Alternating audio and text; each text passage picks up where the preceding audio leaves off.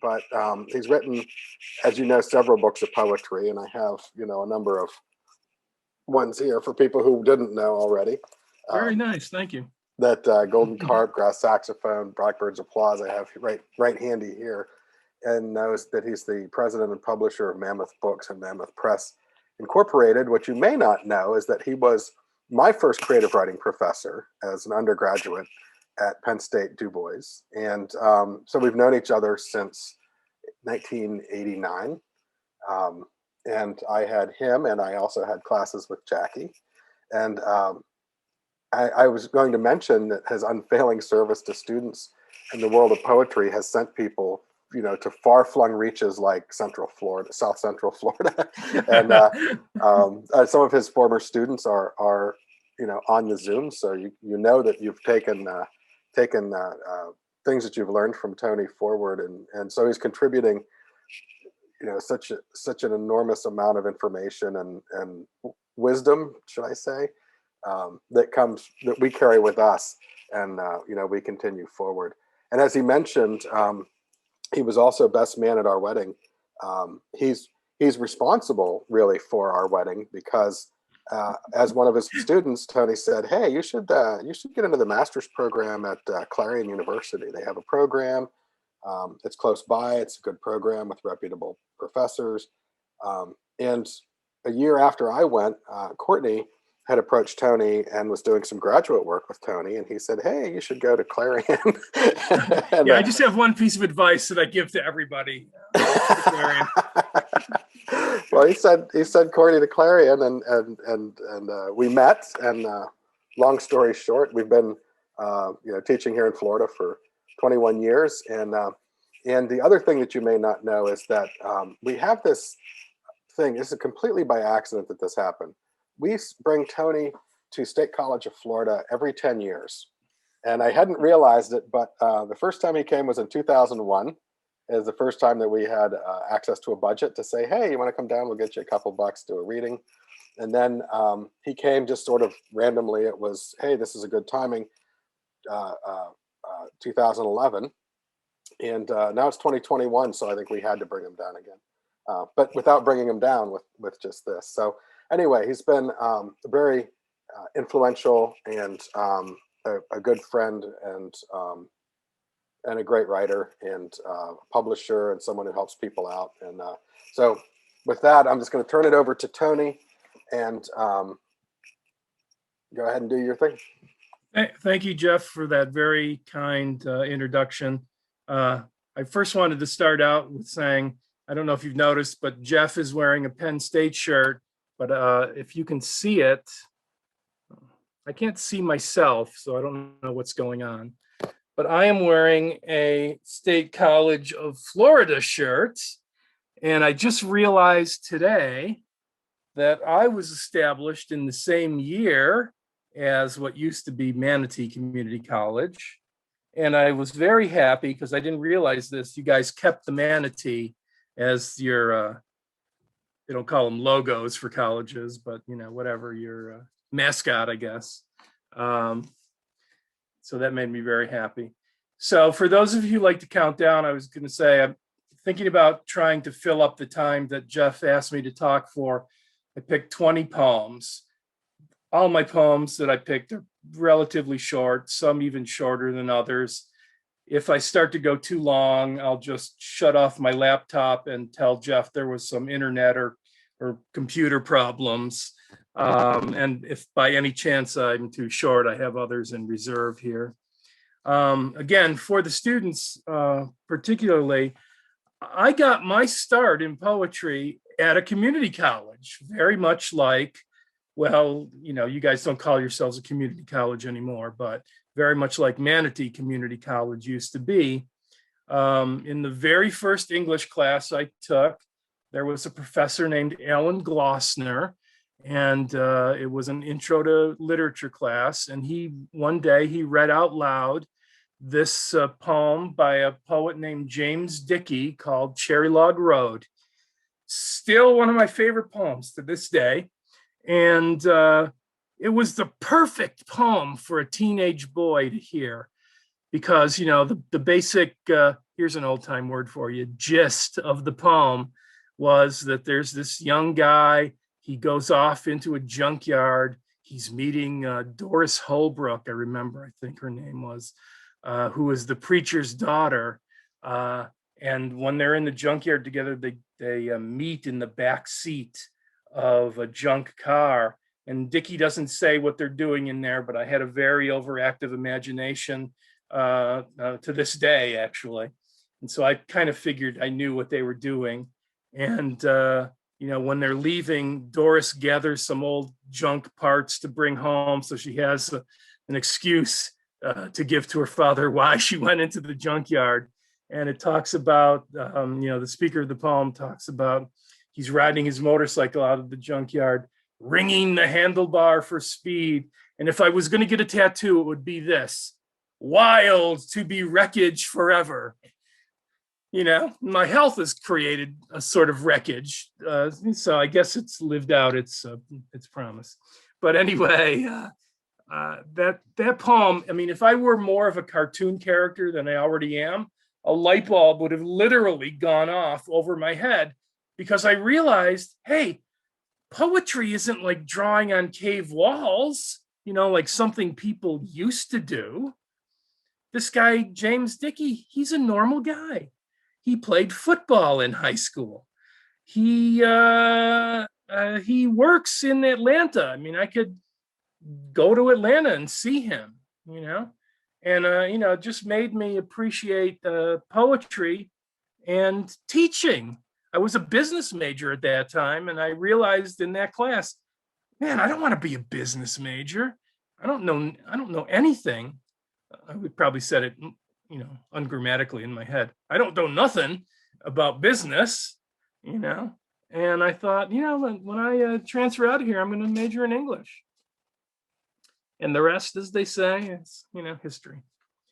I wanted to start with one of my favorite Shakespeare poems, only because I wanted you guys to hear at least one excellent poem tonight. And it leads into the first poem that I'm going to read. So my favorite Shakespeare poem is Sonnet 130. His poems are untitled, right? So I'll just start reading it. My mistress's eyes are nothing like the sun. Coral is far more red than her lips red. If snow be white, why then her breasts are dun. If hairs be wires, black wires grow on her head. I have seen roses damasked red and white, but no such roses see I in her cheeks. And in some perfumes is there more delight than in the breath that from my mistress reeks. I love to hear her speak, yet well I know that music hath a far more pleasing sound. I grant I never saw a goddess go. My mistress, when she walks, treads on the ground. And yet, by heaven, I think my love is rare, as any she belied with false compare.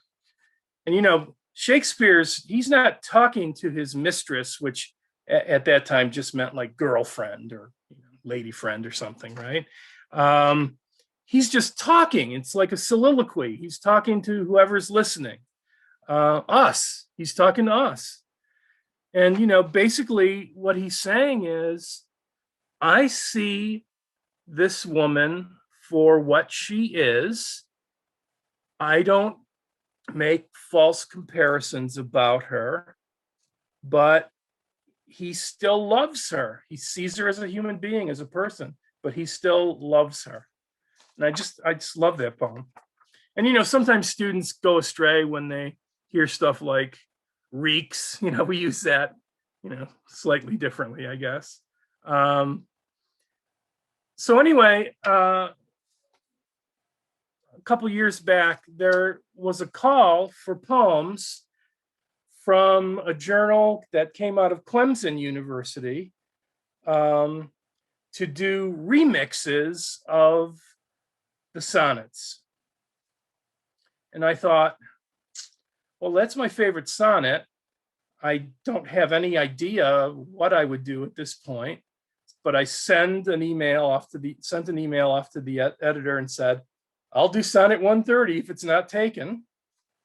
And he said, no, it's not taken yet. And so I thought, well, what could I do? And what I came up with is this poem.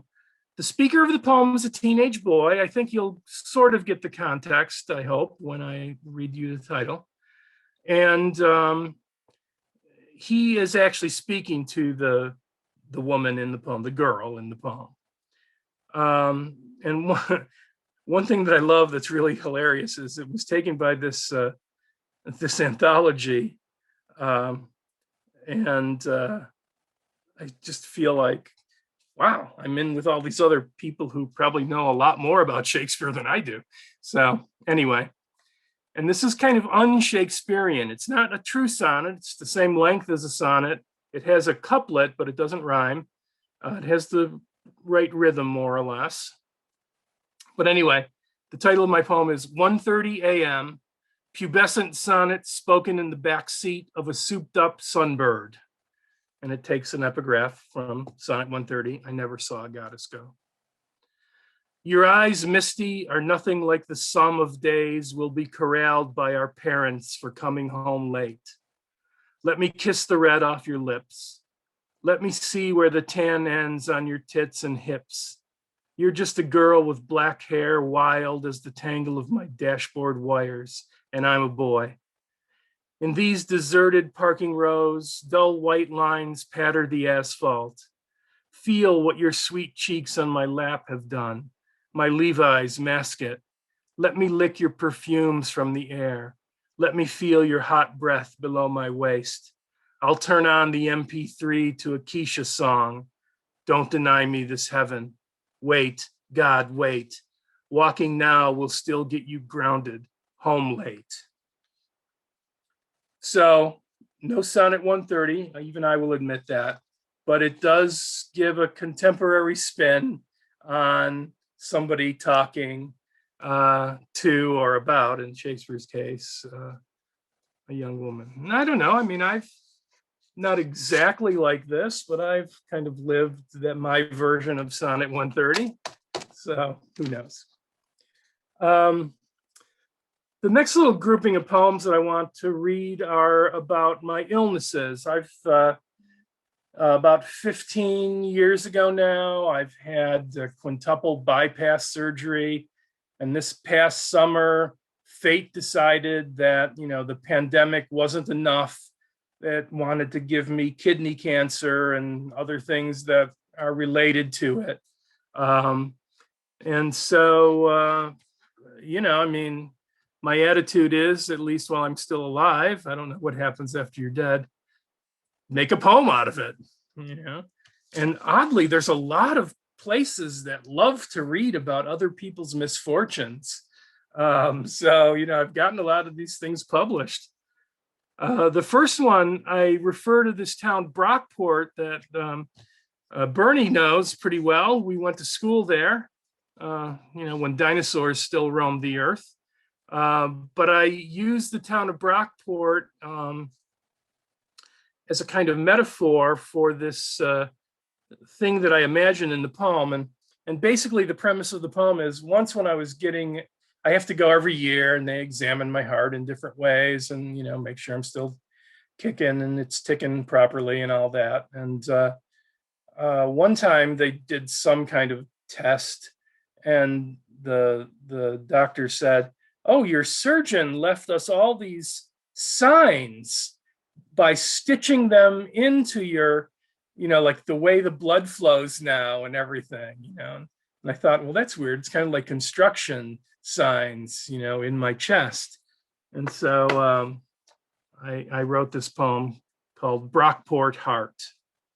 Not the Brockport that's near us in Pennsylvania, but a different Brockport. The heart surgeon shared her secret with me. When I opened your chest, she said, I saw a town inside, a bookstore on Main Street, a college, friendly neighbors waving hello. A canal ran through it. In fact, the scar that runs down the center of your chest follows its path.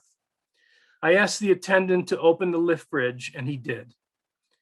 The other 4 bypasses I performed myself, rerouting the flow as best I could. Neighbors gathered as if watching a parade. They murmured among themselves about how you were doing and how long this might take. The surgical nurse wiped my brow so sweat didn't drip like rain into blocked off streets. Closing your chest muffled their cheers. I left detour signs for the altered direction your blood flowed.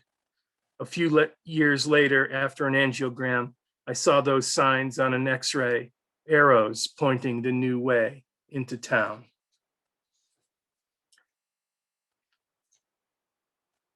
Part of, I mean, this, you can't imagine what last summer was like. I mean, I was, or maybe you can, and I'm sorry, but I was in and out of 3 hospitals and 1 rehab center, and the kidney cancer caused all kinds of weird side effects. And one of those side effects was that 2 of my toes had to be amputated. And that took place in a hospital in this little town near here called Altoona, Pennsylvania. And so, once again, because I was bored like the rest of you probably are during this time of having to stay away from people and stay inside, I've been writing more poems and, trying to get them off my laptop and published. So I wrote an elegy for my 2 toes. I lost you in the summer of 2020 to my surgeon's scalpel in, of all places, Altoona, Pennsylvania, where I suppose the remnants of your ashes reside in the murky bowels of the hospital incinerator. I prefer to imagine you hopped a freight where trains slow, turning at the famous horseshoe curve, or pretending to be 2 small thumbs, you stuck yourselves out for rides with long-haul truckers and housewives looking for excitement.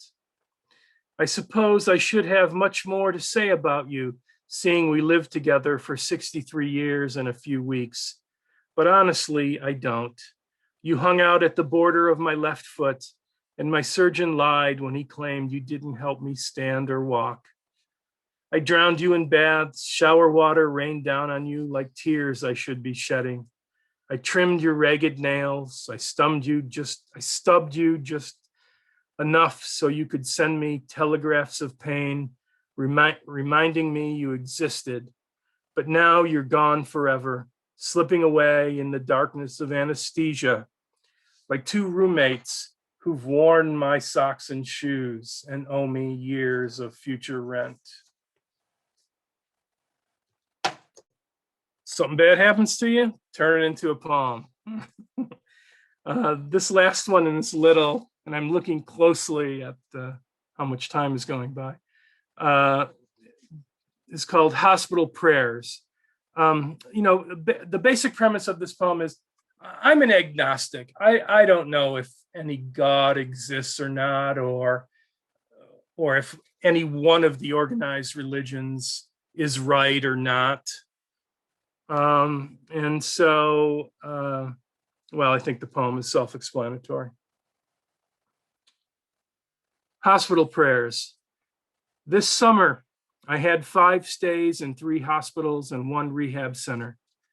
In each, in-house clergy stopped by my room asking if they could pray for me. Even though I don't believe in any organized religion, I always said yes.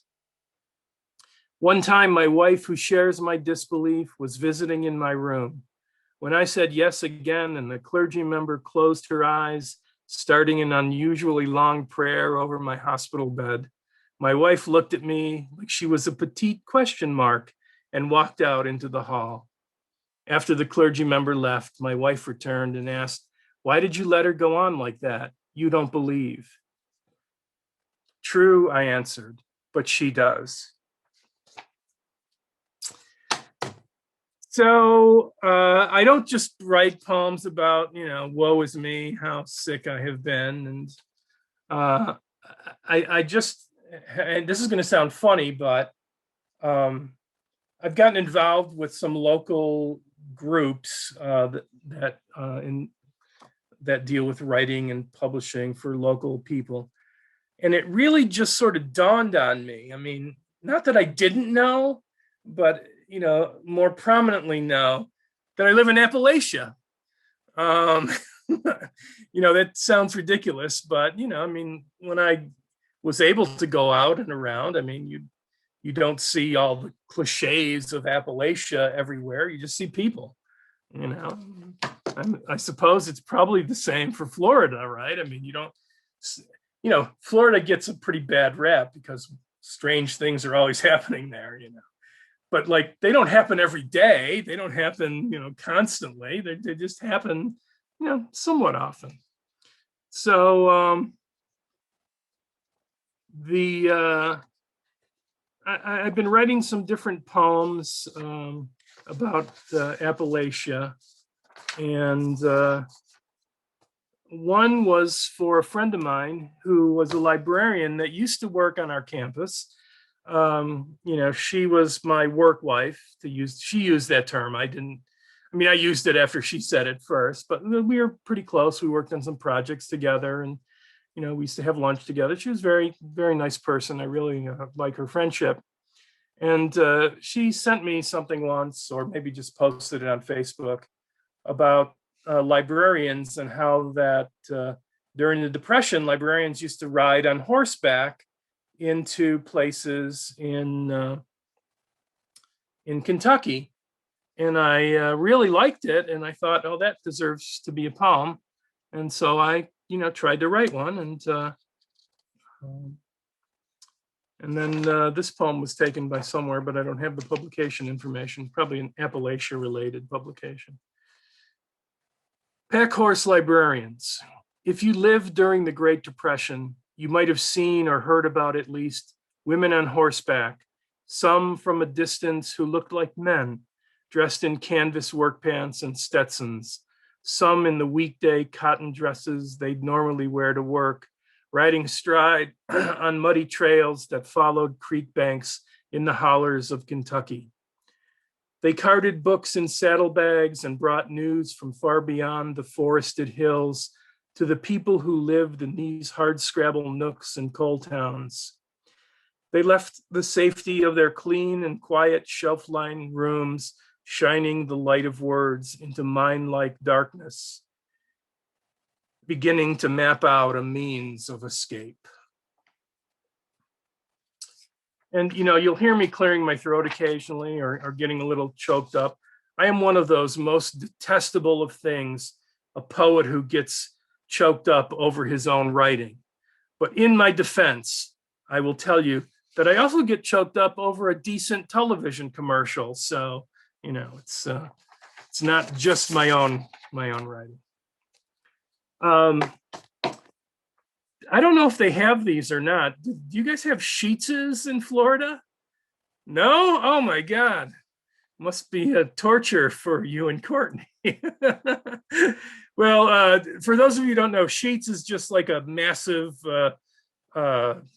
convenience store conglomerate that started in Altoona, where I had my toes removed, and is now spreading out over the rest of the country. I think kind of like Walmart, they're going to try to take over the world eventually. And then they'll have to fight each other to see who will take over. Totally. But I just wrote this little poem. I believe it's 2 haikus together, 2 haiku-like stanzas together anyway. And oddly enough, another one of my students who started a publishing venture took this and another poem. So this is called PA Summers. In Sheetz parking lots, pregnant girls wearing hoodies push baby strollers under no loitering signs, boys' shadows and cigarette smoke rising into streetlights. And if you would ever come to Du Bois, Pennsylvania in the summer, I could take you to the Sheetz where that happened, which sadly, they tore down and cleaned up and put a shiny new Sheetz in. So it's really just not the same.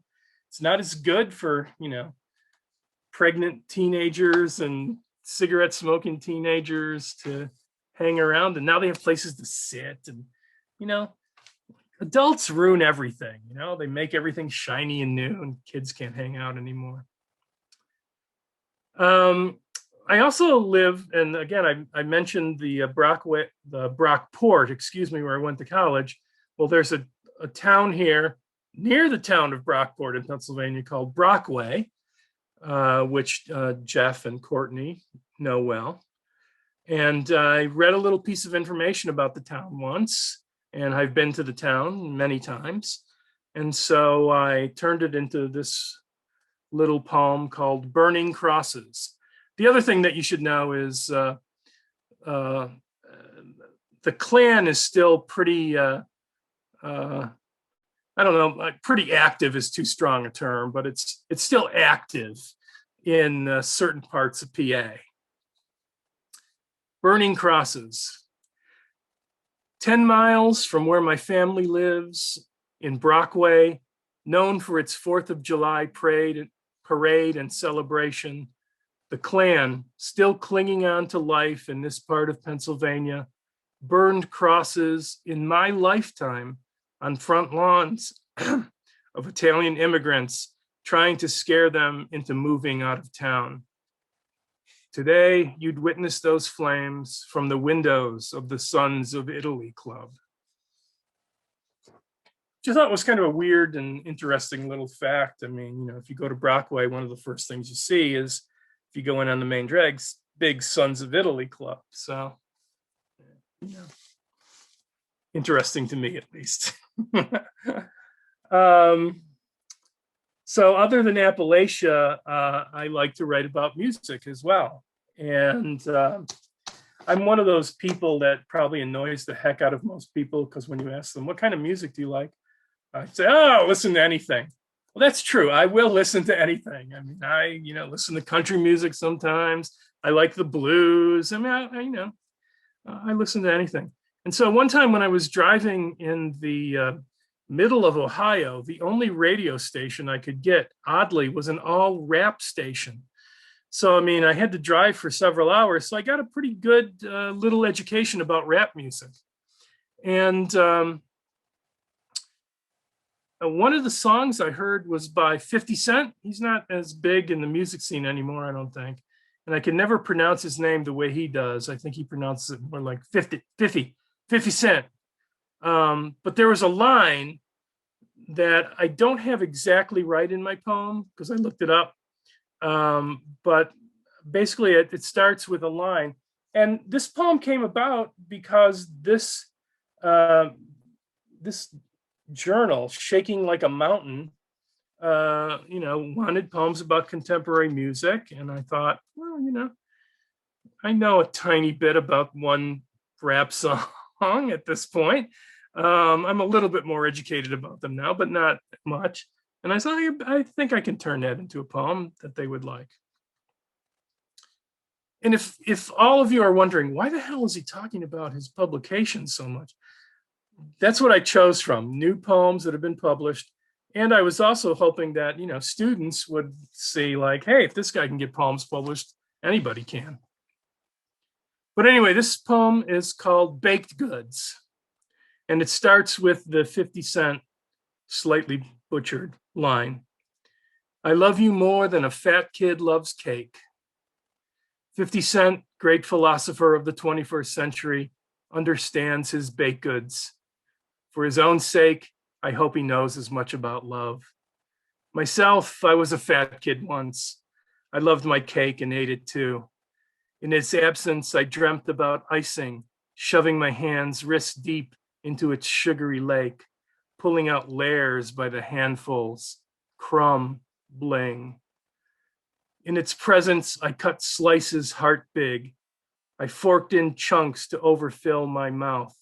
I licked my fingertips, the fork, plate, and table, erasing riffs of buttercream I understood no better than hieroglyphs. It just struck me as I was reading that poem. One of the things that I really miss about doing in-person poetry readings is the free bottle of water. That was like, awesome. And this poem, which mentions my wife, is actually a poem about one of our first dates. Again,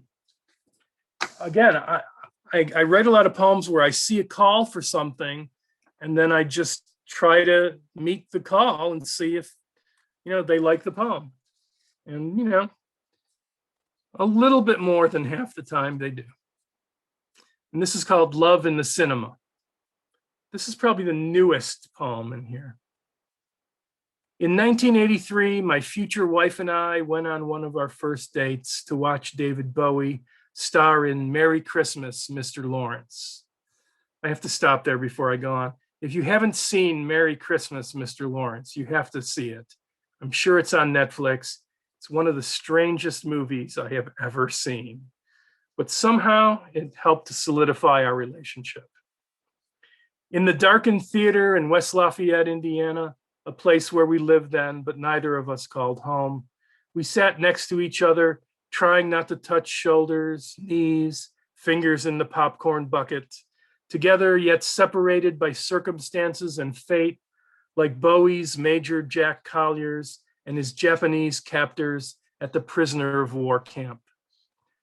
Captain Yanoy, the commandant, in ways that men in the 40s tried to keep hidden, felt fixated on Bowie's character, like all of us in the theater were.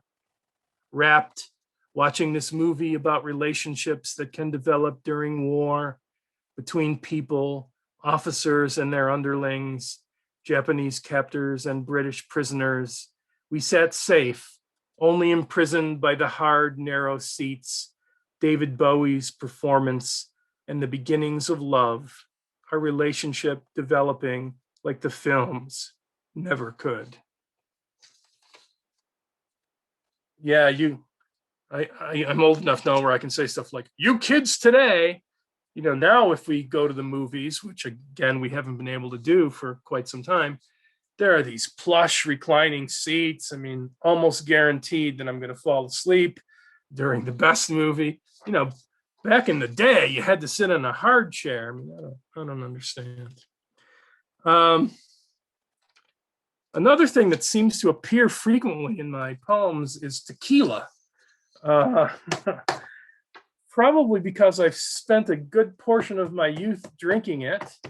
Not to alcoholics level, but, socially in fairly large quantities. And one of the people who I used to drink it with the most is a friend of mine, Jeff Schiff. I don't know if Jeff's here or not tonight, but Jeff used to go to Mexico a lot in the summers. Actually, he used to work like a dog during the fall and spring, and then go to Mexico in the summers with the extra money he earned. But he always brought back this bootleg tequila that he smuggled in these plastic liter soda pop bottles. And we would often meet and drink that. This is called Palm with No Worm in It. Summers my friend Jeff spent, I'm only friends with people named Jeff, it seems like, or the majority of them. Summers my friend Jeff spent in Mexico. He bought bootleg tequila distilled in homemade contraptions built in backfields and sold from roadside stands. Jeff smuggled the tequila back to the US in emptied plastic 2-liter sized Sprite or 7-Up bottles. He refilled, resealed, and hid among swimsuits and t-shirts in his luggage. Back home, Jeff stored the bottles in his freezer. We drank the tequila we called vitamin T without lemons or salt, tasting the pure cold ingredients of each Mexican distiller's bittersweet life. And again, for the students, what I'm hoping they'll understand is poems can be about anything. I mean, one of my favorite poems by a poet named Pablo Neruda is called Ode to My Socks. It's about a pair of socks that some woman gave him as a gift. It's like one of the most beautiful poems. And if you have any interest and you look up odes by Pablo Neruda, he has books filled with them. Poems about clothes, tomatoes, I mean, anything. He was able to write a poem about it.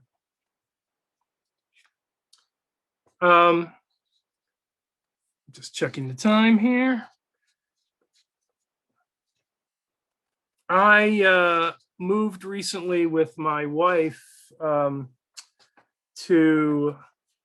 it's not a retirement community because not everybody who lives here is retired, but they must have these places in Florida, I'm sure they do, where they corral the elderly to live in highly manicured houses and, you know, lawns and things. And, you know, it's just to get us all in one place so that they can, you know, eventually take care of us or cart us out when we die, something like that, you know.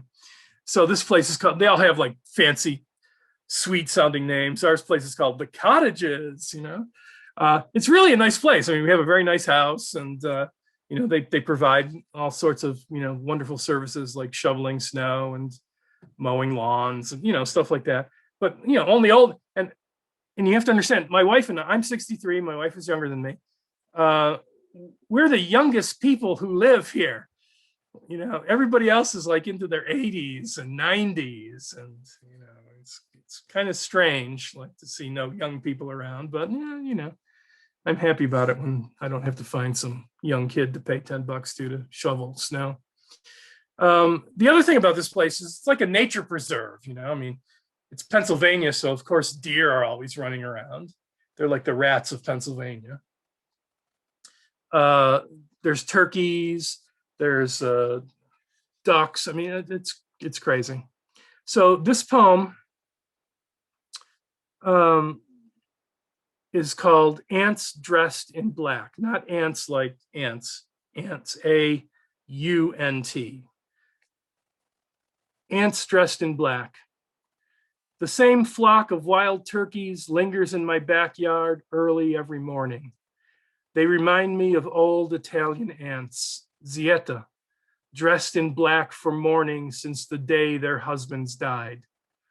Their clucks and purrs, gossip they share in hushed tones, sound like, death here? Death here? I stand at the back porch's sliding glass doors, tapping on the smudged glass they wouldn't approve of, and call out to them, move on, Zietta, to the house next door. Unlike me today, they may need your expertise in grief. You know, the last little Italian woman who I know is Dr. Ruffner or Courtney, who is preserving all these cooking traditions that I remember my aunt and my grandmother used to do. And I'm glad that somebody's doing it. I mean, like, you know, like cooking all these things that I've almost forgotten the names of. It's fantastic.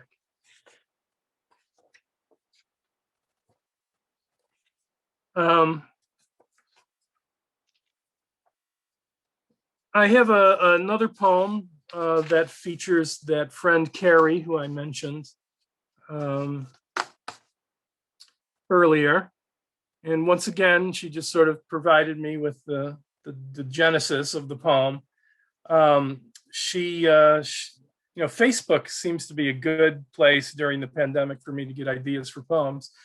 She posted this picture of herself wearing this apron that her mother had made when she was a girl. And so, you know, I thought, well, I bet you I can make that into a poem. I'm no Pablo Neruda, and these are no socks, but, you know. My friend carries in her mother's apron, sorry. My friend carries in her kitchen, fixing dinner, wiping counters, washing pans and dishes as she goes, wearing the apron, printed with pink and green flowers and leaves. Her mother sewed for herself to use years ago when she was a girl, younger than Carrie is now, but older than Carrie's daughter is.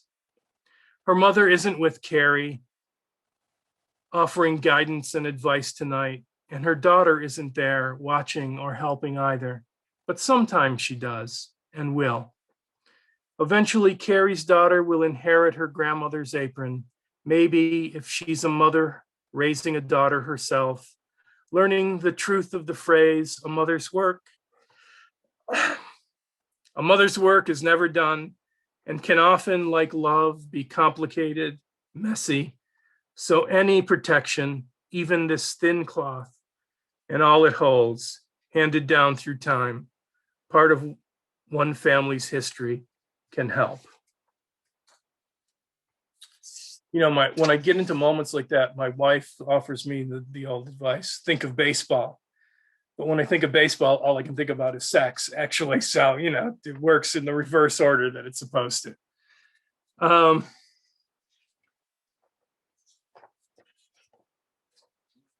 Let me read this one, and then I'll take out one.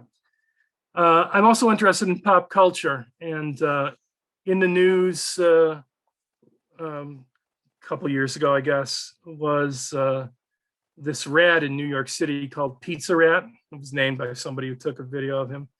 So I wrote this ode to Pizza Rat. And there was also a rat who came later, who some people thought was Pizza Rat again, but that seemed highly unlikely, who was also in the news. So I wrote a poem about that rat as well. So Scavenger Ode, Pizza Rat. Have you watched the YouTube video yet? The rat in Manhattan dragging across the footprints on the steel and concrete steps and peeling floor paint of the First Avenue L train station in the East Village, a pizza slice some commuter ate the cheese off of and tossed aside. YouTube comments and news commentators suggest the rat in its lugging of the pennant-like slice is a metaphor for contemporary Manhattanites, shoving cheap, greasy eats like dollar slices into their mouths as they scurry from one place to the next. Is Pizza Rat really a metaphor in its instinct to find food and a safe hiding place to eat, as much as the man filming it using his smartphone and millions of the rest of us watching over and over and over again? By the way, if you haven't seen, the rat finally gives up, drops the gnawed slice, and runs off to someplace quiet and dark that humans built, but eventually abandoned. And then the second part is Pizza Rat, the sequel. You can watch the videotaped sequel on Instagram, of course, posted there by a fan of the original Pizza Rat, or a fan of the fame, momentary, measured at most by days, that the interwebs can bring. On a Thursday night at the 14th Street subway station's track, another rodent scurried into the spotlight, or as some people want to believe, the original Pizza Rat returned to reprise his role. Because how many pizza-loving rats could there be in the city the size of New York? Pizza Rat, or just stand-in rat, carried yet again another slice, twice its size. This time, a second rat, its name lost to history, scurries up to the other rodent, whoever it is, snatches the slice and backs away out of the frame. Just when Instagram viewers can be seen sitting at the edge of their laptop, tablets, or smartphones, certain the second rat is the verminous victor, a few minutes later, our underdog, or under rat, hero appears again. The two rats engage in a tug of war and yada, yada, yada. You know how all these B-movie melodramas play out. Our hero rat wins the slice back before the video fades to black.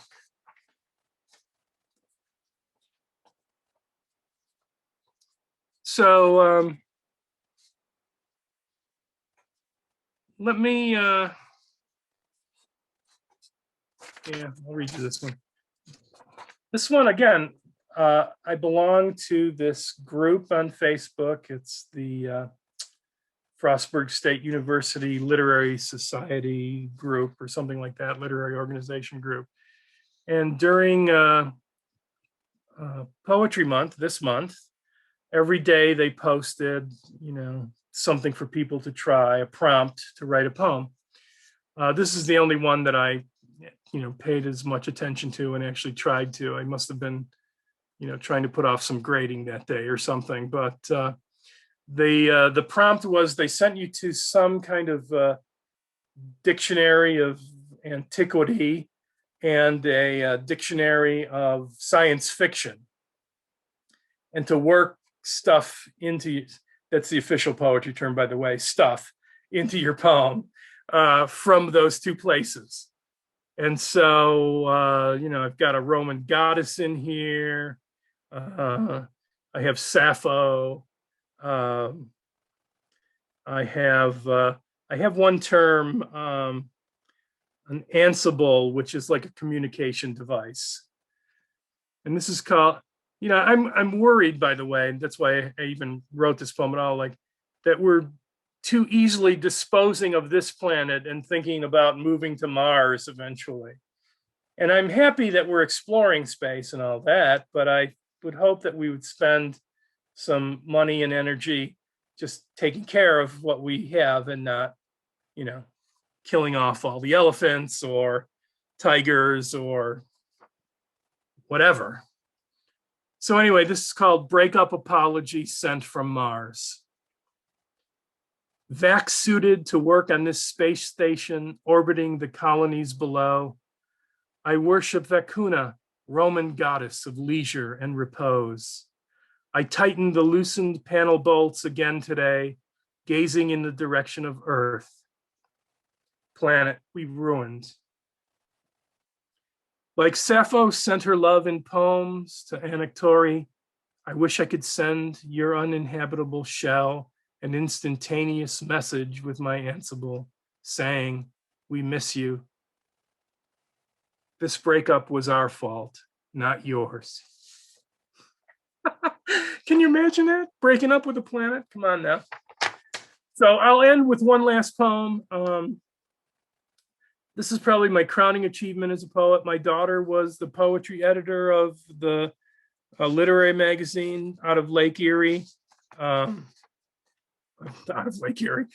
of Penn State area, excuse me, when she was a student there, and they rejected a whole bunch, don't get me wrong, they rejected, several times, but they finally took one. I guess they felt sorry for him. So this is called Syrup. At breakfast in a Prescott, Arizona Cracker Barrel, our waitress brings tiny bottles of syrup along with the pancakes and French toast. They're warm as winter sunshine, so my daughter's girlfriend holds them against her cheek.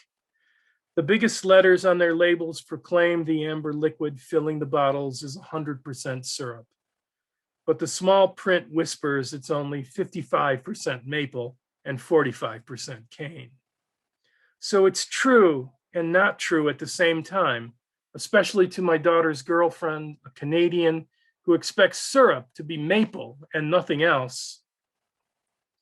Over our runny egg yolks, bacon, and toast crusts, we discuss the nature of language, how no matter who is using it for whatever purpose, it's always lying and struggling to tell us the truth.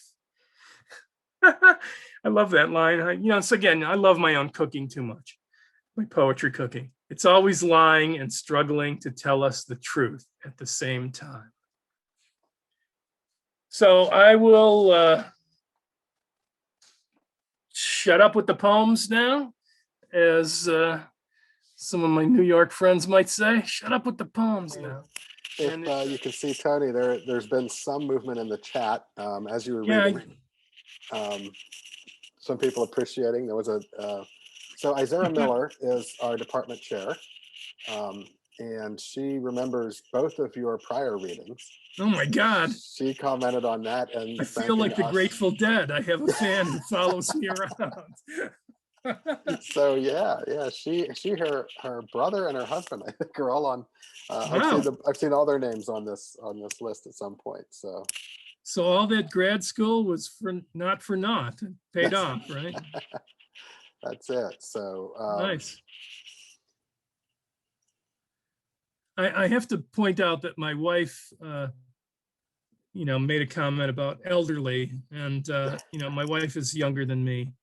And so she is much more fit than I am. So she is nowhere near elderly. Substantially younger than you, I think. You're my trophy wife. Substantially. Yes, you're my shockingly younger trophy wife. You're what, about 18 or 19, I think. So, If only. but one of the things that I loved when they were showing us this house, which I think was totally hilarious, is they have an age requirement for the primary person, but they had to establish one for the secondary, whether it was a wife or a husband or whoever, because there was like an old 63 or 4 or 5-year-old guy who had a series of like 20-ish year old girlfriends, and they threw wild parties that really offended all the neighbors. And while they were telling me the story, I think to make me think, oh, it's going to be quiet here, I was thinking, well, good for that old guy, whoever he was, man, you know. But I have my own trophy wife who, you know, makes me a better man and a better professor. And also reads my poems sometimes too. So That's good. That's interesting. The one, because I had been reading lately about I belong to the little town of Brockway, Pennsylvania, which is near Du Bois, where Tony lives. My family, one branch of my family is from there, from, you know, back turn of the century, and I belong to this historical society site, and there was recently some people talking about Klan activity in Brockway, and there was no, the town had no racial diversity at all, period. And from when I grew up, the only people that they could terrorize were the Catholics, were the Italian Catholics. yeah. And so what's funny is that I grew up thinking that everyone in Brockway, I was one of the only, we were one of the only families from Brockway that wasn't Italian. We were the German weirdos, and everybody else was Italian. And Courtney and I were in Northern Italy, and I posted something on Facebook, and about 5 of my friends from Brockway said, my family's from there. We hear they all came from the same region of Northern Italy. And so we found this out, and also how, you know, people were running the Klan out. But yeah, I mean, that's an unfortunate kind of yeah, well, I mean, even segment. in you know, the town, if anybody knows a town in Pennsylvania other than the big cities, they know Punxsutawney because that's where the famous groundhog dwells. You know, apparently I don't know the right title. I believe it's Grand Wizard or Grand Poobah or something of the Klan, you know, lives there. But Jeff, I see a question here from Patricia Thrushhart, who is one of the very talented women who I get to work with on local publishing ventures here. And thanks for coming. And she says, do you write every day? Do you follow the discipline? I love disciplined approach. Okay, so I have no discipline whatsoever. I'm constantly amazed that I made it through college and grad school. There's a line from one of my favorite poets' poems, James Wright, that says, "Fear is what quickens me." And I think he means quickens to be like, make me feel more alive. I think, though, that's the way I got through school. It's like I was just afraid that I was going to fail, so I kept at it. I do write almost every day. I do most of my writing in this chair in the living room that has a little table next to it where I keep way too many pens and pads of paper. I mean, you know, I mean, I have paper of different sizes even, you know, it's crazy.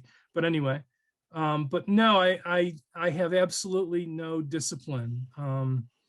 I just write when I get an idea or I see something of interest and it lives on the slip of paper. And before the pandemic, things lived on slips of paper for quite some time because I just really, I don't know, I mean, I was interested in writing, but I sort of lost my interest in trying to get published. But when I started up with the group that, you're involved with, Patricia.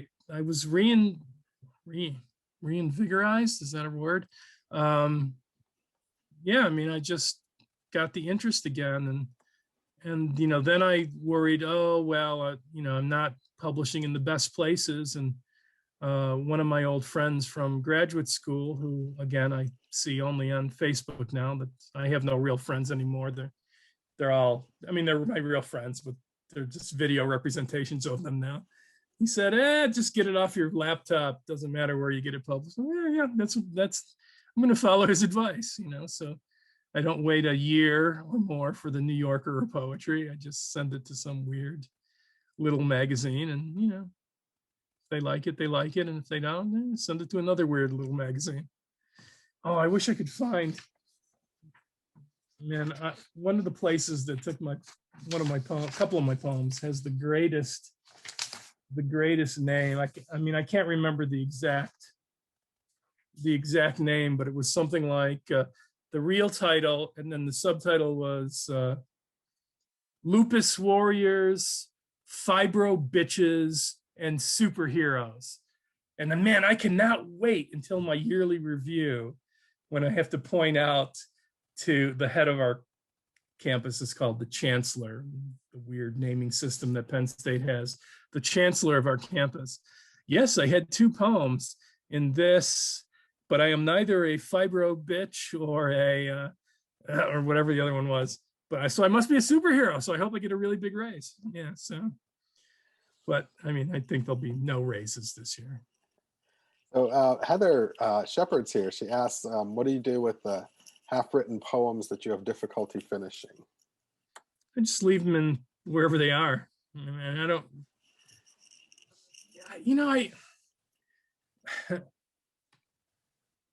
I have to give you a little bit of background. My wife and I were visiting a couple old friends from graduate school, and we were talking about things, and he is kind of more relaxed about everything, and she's a little bit more high strung. And so she asked me once, how do you get through all this stuff? And I said, care less. And I didn't mean like I don't care, I just mean that I do the best job I can, and I care less about the outcome. I mean, that even worked for me in school. When I was in school, I mean, when I first started college, I mean, it was highly unlikely that I would ever go to college. And then I was there, and then I was all like nervous, especially when I was taking these business courses. My God, what a mismatch. But then, when I told myself, and I didn't have that term then, and I just said, just do the best you can, and, whatever happens, happens. So what if you get an A- or a B+? My God, I got a C once in accounting. And you know what? I had a life. A C in accounting did not ruin my life forever. No one gives a darn about my C in accounting. So she even made up, the friend who I was talking to made up this little coat of arms. We found out how to translate care less into Latin. She made up a little coat of arms for me. I really love that, so that's, I write poems. If they don't go anywhere, I, leave them in a notebook, throw them in a box. Next week, next month, next year, next life, I'll get back to them. And, That's one of the things I like about this talk, and I think this is going to be good for students to hear also, is the way that you've been sort of finding subjects from calls and writing to that, because I encounter so many people who say, well, they want to wait for the lightning bolt of inspiration to hit them, and it's that pursuit. That happens very rarely. It happened to me once. Okay. Actually, the first poem that I ever got published, I based it on something that happened to me when I was driving from one college to another. And I had some passengers in the car, and I just wrote down as soon as I could, I wrote down everything that happened. I mean, I put a sort of poetic spin on it or whatever. But yeah, I mean, pretty much full blown, it came out of my head. The only major changes that I made were to turn it from prose into poetry, and it won some kind of contest. I mean, Southern Poetry Review, I think, or something like that contest, and that was nice because then I thought, yeah, maybe there is something to this poetry stuff for me. Who knows?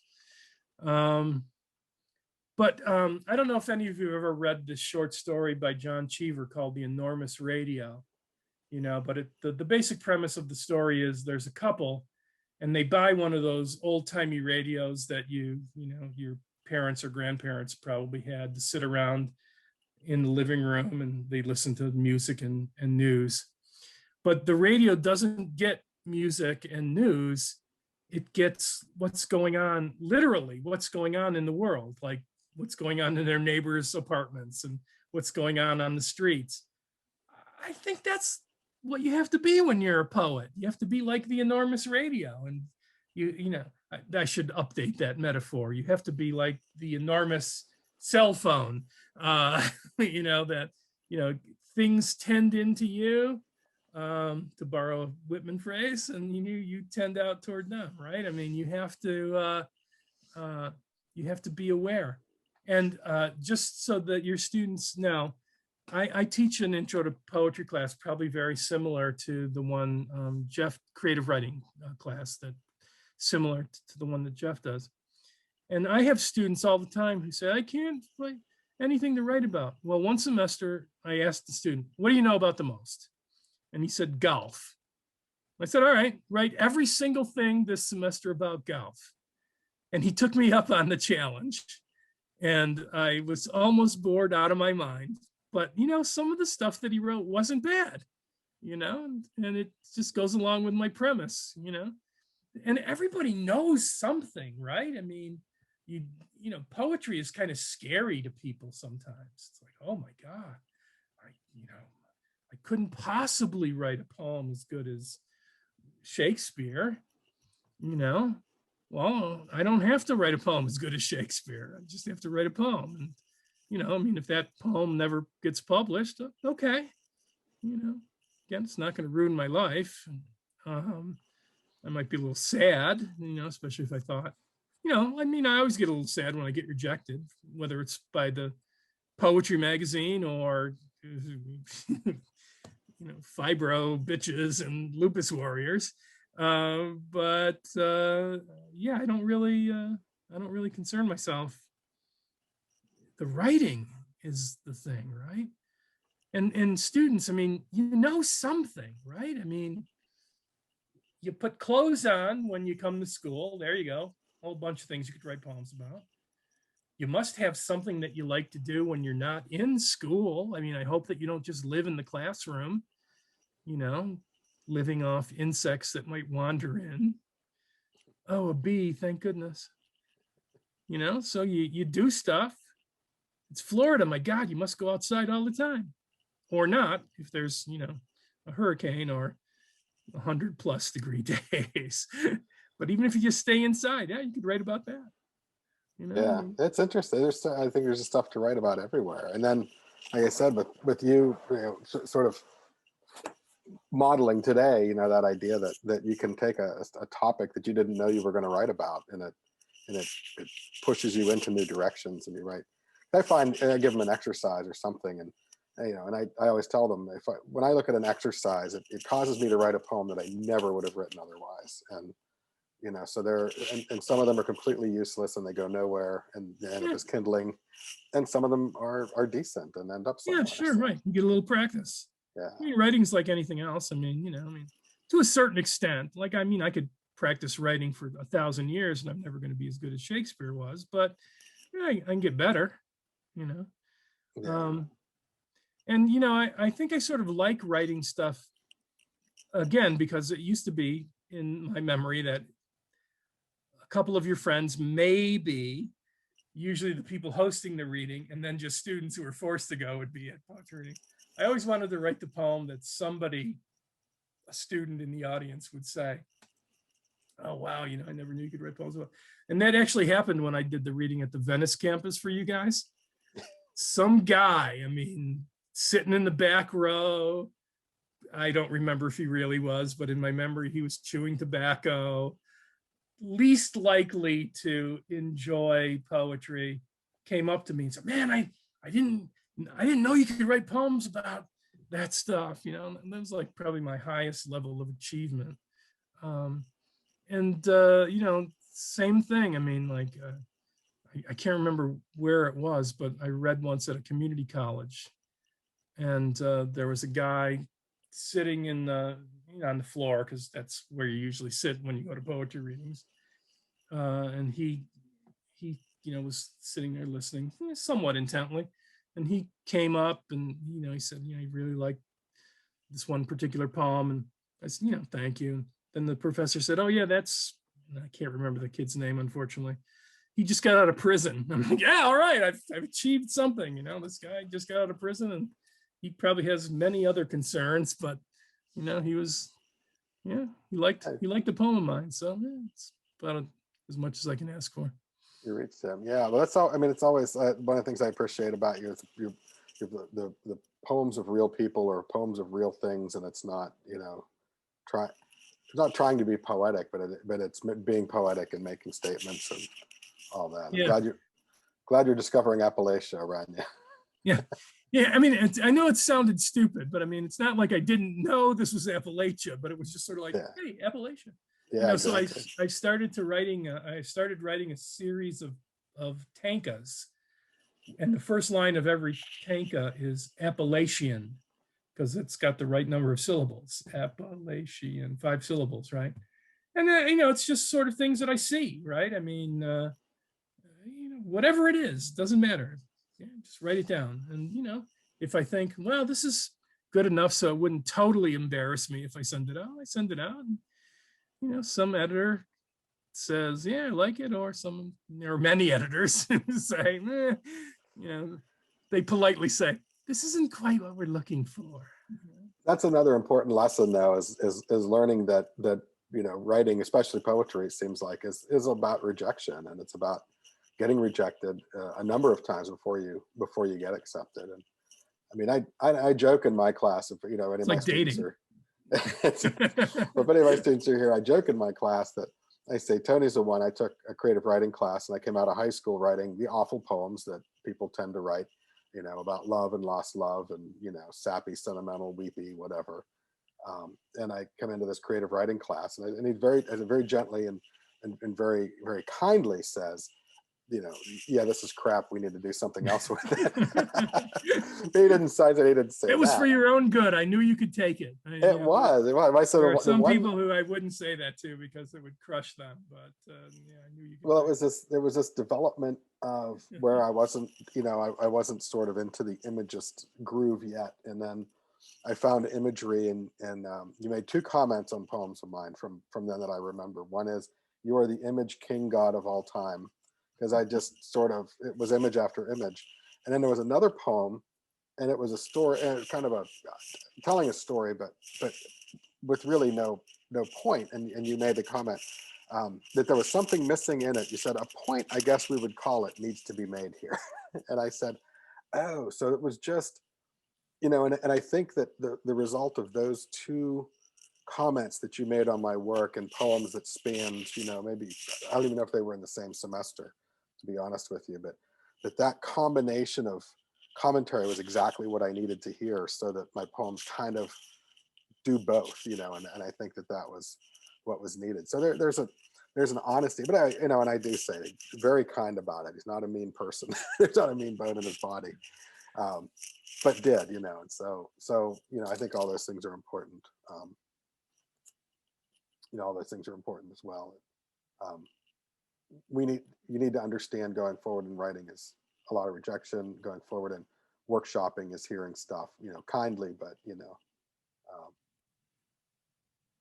yeah. And again, you have to sort of develop a thick skin about it, and just say, like, I enjoy the writing, and hopefully I'll get some things out there so other people can see them, and to one level, of course, when I started out, I wanted to be a famous poet, whatever that meant.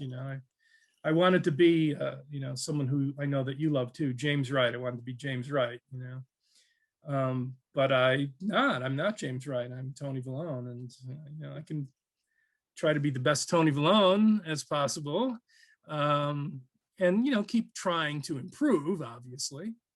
But I'll never be James Wright or any, and you know what? I don't even know. Well, I guess they do, but I mean, the poetry world is sort of different now too. There's a lot of small presses, and I mean, I think at one point I could probably lie and say that I was an expert in contemporary poetry. I mean, whatever we're calling this now, post-contemporary, which doesn't make sense, or uber contemporary, or right now, I don't know.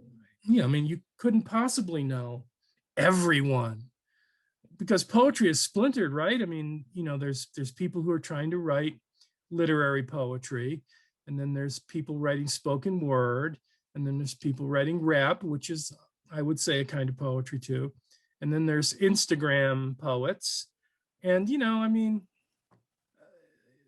I'm not a huge fan of Instagram poetry, but it's not really meant for me. I mean, I think that it's meant for young people who feel a lot of angst, I mean, okay, those people who write it some of them are reaching their target audience, and there's thousands and millions of them. So they're successful. Okay, what do you want to be when you're a writer? Successful. Yeah. Is any poem, who's the most famous of the Instagram? Milk and Honey or something. She wrote a book. Can't remember her name now. Will any of her poems end up in the Norton Anthology of American Literature? Who knows? Who knows? Maybe, to show. Ruby Shea, thank you. She might, just to show like what else has been going on, right? So, but yeah, I mean, usually in a creative writing class, though, you're trying to get students to write kind of literary poetry. I mean, yeah, this is part of the explanation at the onset too. Not that other forms of poetry aren't valid, or not that they're not valuable or relevant in their own way. It's just that's not the way we're gearing this class. So yeah, exactly. I mean, yeah. So yeah, it's okay. So Hallmark cards get sold. I mean, that's no problem. But that's not what we do here. yeah. At one time, I was thinking, man, maybe I could get a job, because they do have. I've actually went to the company. I didn't go in. I just looked in the window. There's cubicles filled with people cranking out cards. I thought, well, that probably wouldn't be a bad job. It's like, I'm sorry that your mother died. I went back home and cried and cried. Yeah, That's funny. All right. Well, we've got about a while, and does anybody have questions or commentary or any students, especially? Can I, impart some Yoda-like words of wisdom upon you that may or may not help you?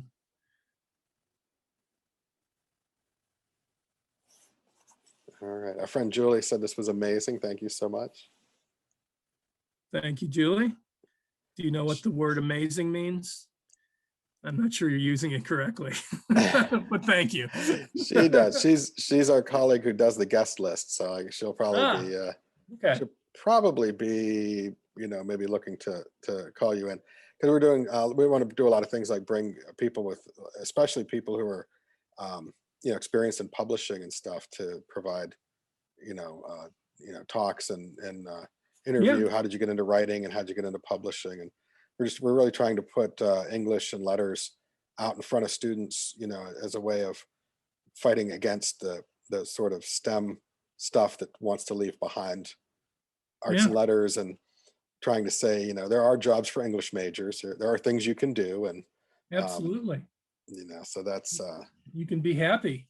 That's one thing that you can do with you.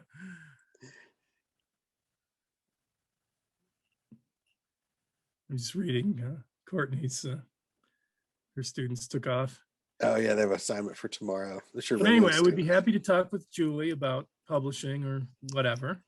And again, if any students of yours have any questions about writing, to the best of my ability, I'll try to answer them.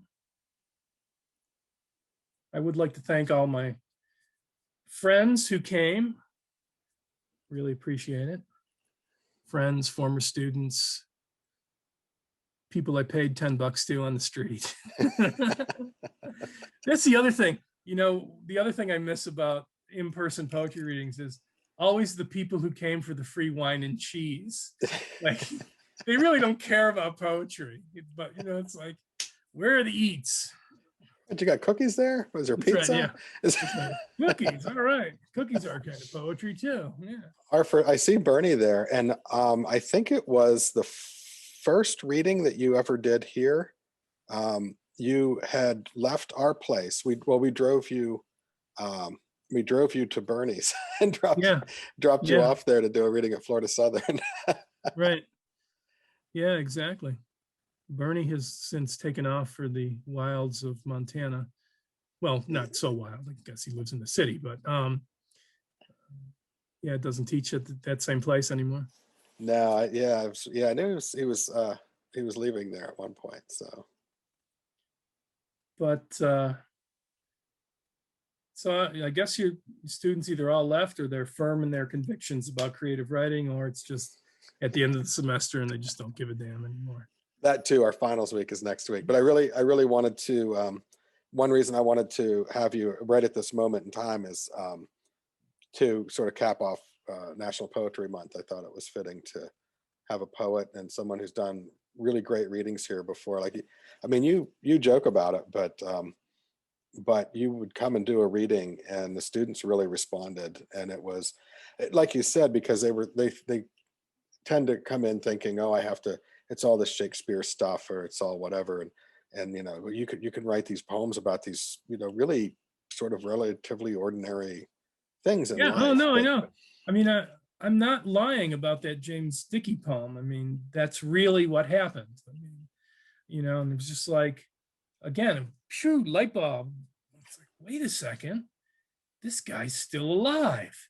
He's writing about riding a motorcycle into a junkyard to meet a girl.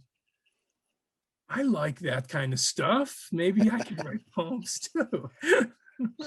Well, and it's good for me to hear that, for me to keep hearing this too, because then it reminds me that, as you begin your class, don't begin with nuts and bolts, begin with really compelling work that draws them out. And then you fill in those nuts and bolts later, you fill in those gaps. But first they say, wow, you can write a poem about a guy riding a motorcycle to. That's right. I have to answer Courtney's question. I still have those little notebooks. Did you guys make those? With somebody made them for a reading, the Tony Vallone. We made them because bobblehead. we thought it would help students jot their ideas down. Yeah. I still have a bunch of those. We got rid of a lot of stuff when we moved from, our huge house into this one, but I kept those.